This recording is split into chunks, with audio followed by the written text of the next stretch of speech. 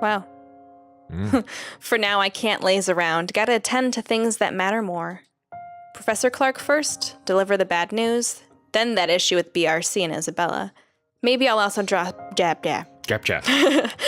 Maybe I'll also drop by Zach's, check on him, hear what he has to say. He has also read that damn letter. I might as well while I'm here playing a paranormal detective? Or was it supernatural? I can't remember. Whatever, it wouldn't hurt anyone if I tried to get to the bottom of this. If nothing comes out of this, good. Everyone can shut up about stupid curses and we can finally get back on track with our lives. On to more important stuff. If there is something. Are you two done? There's a moment of confusion when I don't see her familiar ponytail about, only to find her standing behind the door to her apartment seconds later. Isabella holds it open, though only slightly, as if to hide from anyone who might happen to pass by. This early and on a lazy weekend, I doubt anyone would. But from the gap and what little light there is behind her, I could make out the appearance of someone who has just clearly gotten off from bed. Hair in complete disarray, eyes still heavy with sleep, and a small pout on her lips. She hasn't even gotten out of her pajamas. I look away long before my sense of decorum kicks in. We might be friends, I'll even dare to say we've grown closer over the years, but that doesn't extend beyond the bounds of propriety. Christ, even Rebecca never greets early visitors in her sleep clothes.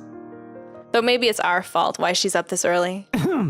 Still, heat makes a slow crawl up my neck, one that I quickly downplay with a solid cough. Smooth. Isabella, you're up early. Look at the blush. Lame. No, I'm not. I'm usually up at this hour. You're the one that usually sucks at getting up early. Says the person who looks like she's just fallen out of bed. Instead of the usual quip, she simply averts her gaze to some point beside her, and although it only flashes briefly across her face, an expression of hurt flickers in her eyes. It disappears the second she turns her attention back to me, but that moment has sent a worried twinge in my stomach. I've seen it on her plenty of times before, just never in a manner that unsettles. It feels, I don't know, off this time? I didn't say anything wrong, did I? Hey, are you... Anyway, was that Becca with you? You both sound like Mama and Papa when they fight. You're awfully loud. If we get another memo from the landlady, I'm asking the guard to ban you from ever entering this place. Me? Becca's the one almost shouting. Yeah, well, she lives here. You don't. You have no excuse. You're the suspicious-looking person. Thanks. Glad at least one person appreciates how I pretty up this place. Don't flatter yourself. This place would be so much better without having to see your face every few days. She follows it up with another pout. But her ruffled appearance, particularly how puffy her eyes are, I noticed just now, takes away from the intimidating effect she's trying to show. Really, right now, she just looks more like an angry puppy. I might have laughed had it not given me another nagging sense that something is definitely wrong with her. What? Has she been crying earlier? That is worrying. She rarely does that. The only time it happened, the one time I've ever seen her genuinely tear up over something, I think it was after Devlin Court, the night at the bridge. I want to ask. She seems determined to keep it to herself, though. Belle, did something... About yesterday, Ash. The things we talked about. Do you think we can take a look at it today? We? I never said you're coming with me. Don't worry, I didn't forget about it. You'll be the first to know if I find anything. No, I want to go with you. I'll be ready in a few. This won't take long. Isabella, you really don't have to. I can handle it on my own. You'll just... I won't get in the way, I promise. Besides, maybe I can help. You know, if there are files you want to check. I don't like what she's implying. It's true LPD's having a hard time with this, but taking Isabella with me, it's out of the question. Under normal circumstances. You're the one who's going to get in trouble if you do that. You said it yourself. You need information, and I can help you get that.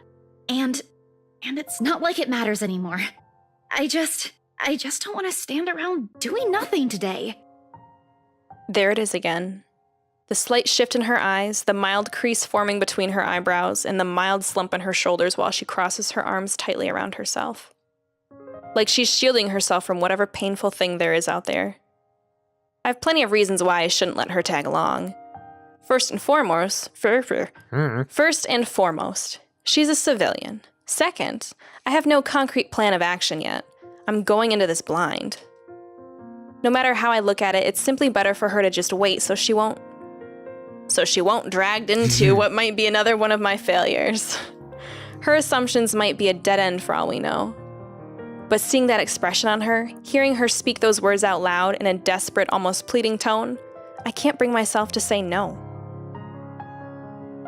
So I give in, because right there I see myself in her. The person who doesn't want to stay idle, who doesn't want to think of the problems haunting him. All right, 5 minutes.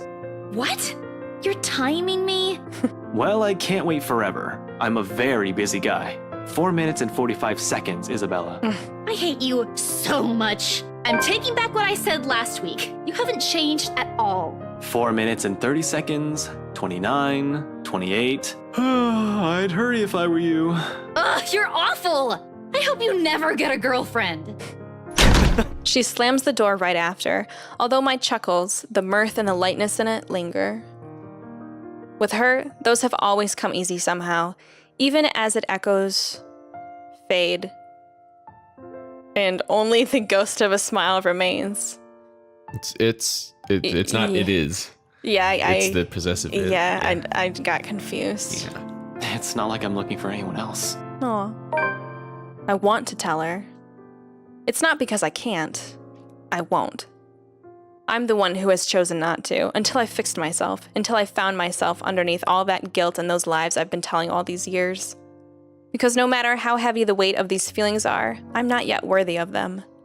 Of her. Until then, little words and gestures are the only thing I can offer.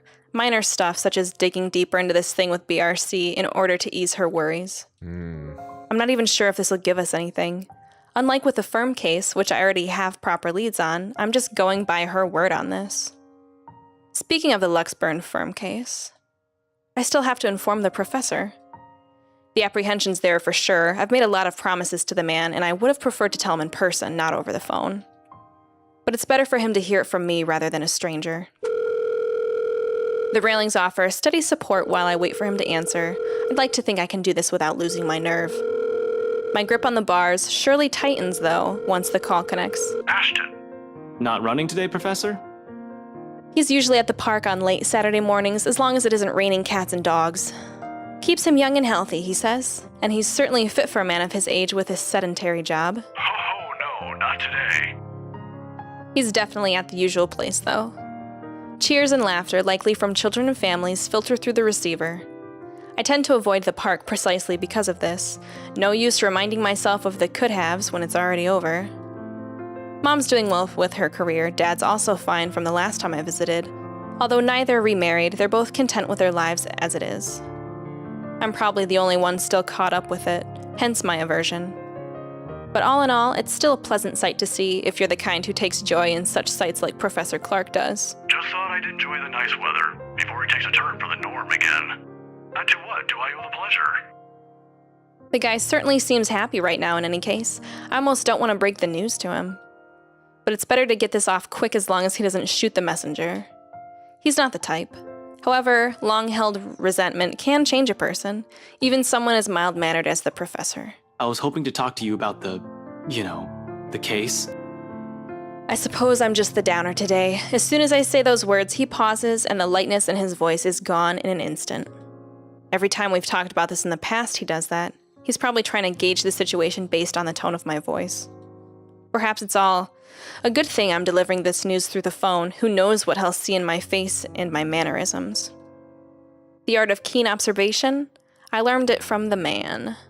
He probably already has an idea what this might be about from my manner of speaking alone. You aren't in trouble, are you? For a second, I hesitate, looking at the dirt beneath my shoes. But I manage eventually. After a long, ragged draw of breath, I pick up where I've left off, though still fumbling with my words. Well, I'm in a bit of trouble, if you can call it that. Ashton. He only assumes that tone when there's a reprimand at his heels. But I'm not in danger or anything. You've said that same excuse a million times before, Detective Inspector. That exhausted rasp in your voice tells a different story. It's nothing like what you're thinking. Don't worry. I was just... I was taken off the Luxborn firm case. I expect anger, frustration, maybe even disappointment. But all he gives me is a small sigh of relief. Is that so? Well, at least you aren't in danger. Liz wouldn't be too happy if she heard you right now. Liz. Aunt Liz, she insisted I call her, his late wife. A sweet-tempered woman by so many standards, they were never blessed with kids and contented herself with simply managing their bakery. But she's the closest I had to a mom in the few years I had known her, the professor too. In the absence of my own parents in my life, the two filled the ache their divorce left in me. Believe me, you'd get an earful. You don't want to show up on her doorstep looking like you haven't slept a wink either. How many years has it been since? 9? 10? I can still remember it vividly. 2 men, primly dressed, briefcases in hand, and a stern look on each of their faces. They were already frequent visitors to the bakery for a few months, something about the lot being a prime property in downtown Luxburn. I think they were hoping to settle a deal with them, but neither of the couple gave in to their demands. Why should they? That quaint little shop was a dream for them. Aunt Liz sent me home early that night after a fruitless wait for the professor. The next morning, news of a bakery razed to the ground had spread across the whole city. 1 casualty. A few weeks later, the property was sold to Wright Enterprise. Fucking hotel now stands in its place. Of course, an investigation was launched after the incident. The name Luke Wright was briefly at the center of it, but with the lack of any evidence, the case ultimately went cold. The professor hides it well. However, I can tell that he hates that man to this day. He might even blame Luke Wright for every tragedy that happens in the city. He has never blamed me, though, when I'm as equally responsible. I knew something's off the moment those men stepped inside the shop. I could have saved her that night. I could have prevented anything from happening to her, called for help or whatever. I didn't. So it continues to eat at me until today. The guilt. The Luxburn firm case would have been our chance at reopening that old case if we could prove Luke right of his crimes. Instead, we're back to square one. Yet all he has for me are words of comfort. To think that he can still be this concerned about me after my carelessness, after I've broken another promise a second time? People never cease to amaze me. You might think that you have failed as an officer. Or maybe you think that you have failed me. And you know more than anyone. I would love to see that man taken down. If anyone deserves to be tried in high court, it's him. But I'm glad nothing's happened to you while you were working on this. That's what's most important. I'd hate to get news like that again. Suddenly, he stops. I imagine a thoughtful look flashing in his eyes as he thumbs the wedding band on his ring finger before he continues. Another habit. He has never removed it since that day, has never thought once to remarry, even when he managed to continue with his life and return to some semblance of normalcy. It's his way of honoring her, I suppose, when he couldn't bring to justice the man responsible for his loss. Some people are just hard to forget. It's not like another death. Yours or even his will bring back my wife. Silence falls between us afterwards. I don't quite know what to say after that, really. Should I apologize? Show some sympathy? Going into this, I should have thought of something other than just breaking the news to him. As it is, it seems the only thing we can do is feel sorry for each other's misfortunes. I apologize, too, for putting you up to this. In another occasion, under normal circumstances, I might have accepted that, but... You didn't have to, but you've already done more than any officer who has investigated this. So don't worry about this, old man. I know your department's people all have their hands full recently, too. What with the upsetting news we've been getting as of late. Deaths almost every day. I'm not entirely sure if that has anything to do with the other. It seems too big even for someone like him. But if this is that man's doing... Professor, please. Maybe if things around me hadn't started going beyond my control, the letter, the mansion, the supposed curse behind those, I'd still be quick to blame it all on the bastard too. But as much as I want to keep holding him responsible for it, to add another to his list of sins, it might not be the case. Agreeing will only cut a deeper wound on the professor. I don't want him to keep clinging to this resentment for much longer. He's already gone through so many years of it. This kind of anger, it's the sort that blinds people. Despite his reassurances, the bitterness still seeps into every syllable he utters. It's one thing for me to act like this. It's painful to watch someone I've considered a second father to go down this path. Please don't apologize. It's really all right. I can try to get it back on Monday when I meet with the chief. No promises, but if not, I'll make sure to keep an ear out for any news. Chief said he's passing it on to a senior officer. I should be able to catch a few tidbits every once in a while. But I swear I won't just give up on this. I'll do everything in my power to get Aunt Liz's case reopened for you. Promises, again. A bad habit at this point. I wish I could do more for him. All this time I've prided myself over being the one to always know. Because suddenly, aside from Wright and the murders plaguing the city, I have ghosts and curses to worry about. Things that are completely out of my depth. Professor Clark's right in some way. Things would be so much easier if we just blamed Luke Wright for all this. At least finding evidence would be a breeze, and I'd be all too happy to put him in a place he belongs. Although if he was, in any way, also complicit to what's happening, legalities have my hands tied. But maybe that's my fault. I might have missed the ticket to closing the case once and for all last night, if only I had done a better job during the party. But then the commotion. There was Hannah Wright and Rebecca, distracting me from my purpose too. I'd include that gatecrasher as well, even though it's only for a moment. So many things have gone wrong last night that... This isn't a prank! I saw something! See? This is why I didn't want to tell you guys! It's not a joke! Will you guys listen to me first? I saw something in the house earlier. It stood right in front of me. If I hadn't gotten away, that thing might have... Last night, at the party... But it's real!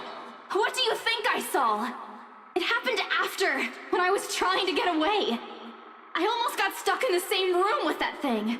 We're all in danger. I thought you were my friends. Why don't you believe me? That woman. Why don't we all calm down first? I'm sure Isabella has her reasons too. No need to be hard on her. There's more than one ghost. Why do you say that?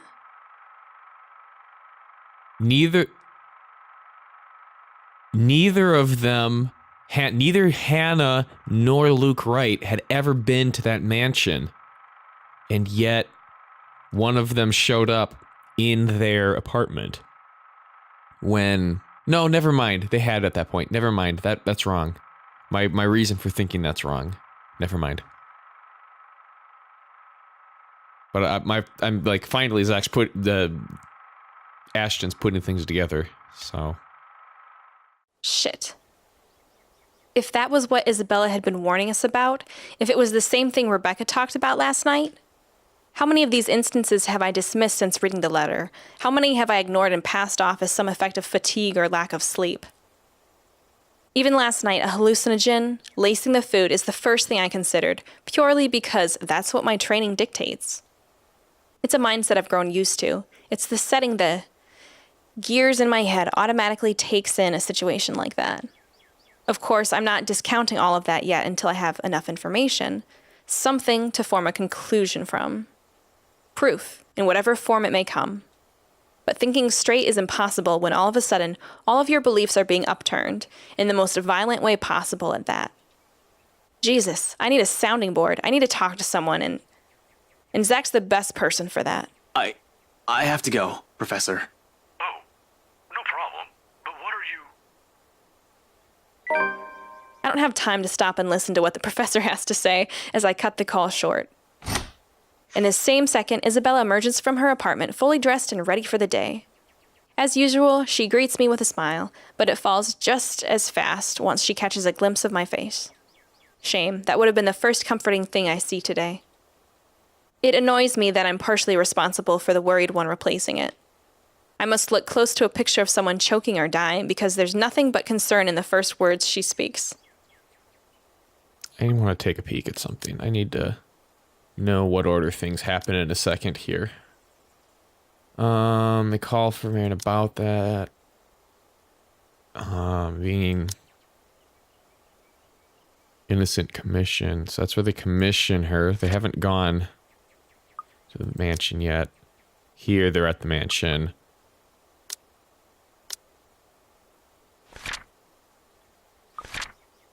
Yeah, okay. Never mind. My thinking's... I have things jumbled, so I needed to check. Okay. All right. Well, the line of thought that you're going, saying the rights hadn't been there yet. I mean, it's been an abandoned place. I feel like if Luke was doing something fishy there, he could have just been using the property. If that's what you were... Yeah, but there's no reason to believe that they'd ever been there before, in my mind. I thought, because we were wondering if there were multiples, and for a moment I just had things backwards in my head, so never mind. It was, that train of thought doesn't connect or make sense. Ash, do you need to go to the bathroom? Yeah, no, I don't, okay? But we should hurry. Come on, don't forget to lock your door. Seriously, you look like you're about to fall over. Are you alright? Because if you're planning to faint right here, I won't be able to carry you. Yes, don't mind me. I just remembered some stuff from last night. I need to talk to Z-Man about this. Mind if we drop by his place first? Shouldn't we call him? To let him know? It's still pretty early. Though we'd probably arrive there around noon. Also, what do you mean about this? Is Zach... He was also there when I opened the letter, right? He read it too. I'm sure he's fine, but it wouldn't hurt to check on him. To make sure. See if he'll say the same things you told me yesterday. If he's also been seeing things? If it's also the same woman I saw last night? I'm not saying there's really a curse yet, but we have to look at this from every possible angle. And don't worry, he won't mind. He's probably just watching TV right now. Let's go. Okay, but speak up if you're not feeling well. You really look like you're choking on something. You didn't have to do this for me in the first place. You know it's not as simple as that. We head down to my car in record time, with not a single second wasted to hit the road and drive to Zach's place. If any one of us other than Isabella, who knows anything about what's going on, who can help sort the muddled mess my mind is? It's got to be him. He listened to her. To Zach's house.